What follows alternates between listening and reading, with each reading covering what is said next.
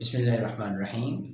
आपको इस हवाले से आगाह करते चलें कि अगर किसी बहन ने या बेटी ने तनसीही निकाह की डिग्री के लिए फैमिली कोर्ट में अपना दावा फ़ाइल करना है, तो वो इस हवाले से आगाह रहें कि फ़र्स्ट ऑफ़ ऑल उन्होंने अपने निकाहनामे में कॉलम नंबर 14, 15, 16 में इस चीज़ को बगौर देखना है कि हक़ महर मुअज्जल जो है वो उन्होंने कितना वसूल कर रखा है। क्योंकि जब तनसीही निकाह की डिग्री होगी तो उसके साथ उनको हक़ महर वापसी का जो ऑर्डर है वो भी उसी डिग्री के साथ लिखा जाता है।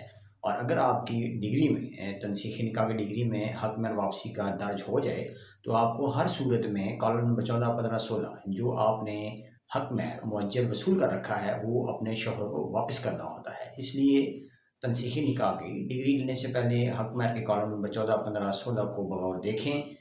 अगर आपके पास वो रकम या सोना या प्रॉपर्टी आपके पास मौजूद है और आप उसको वापस करने की जो है वो ताकत हैसियत रखते हैं, तो इसी सूरत में तनसीही निकाह की डिग्री आप कोशिश करें कि क्लेम करें। अदरवाइज़ अगर नहीं है तो फिर आपको एहतियात करनी चाहिए, क्योंकि बाद में ये आपकी प्रॉपर्टी कुर्क या नीलाम होने के लिए आपके लिए ख़तरे का बाइस बन सकती है।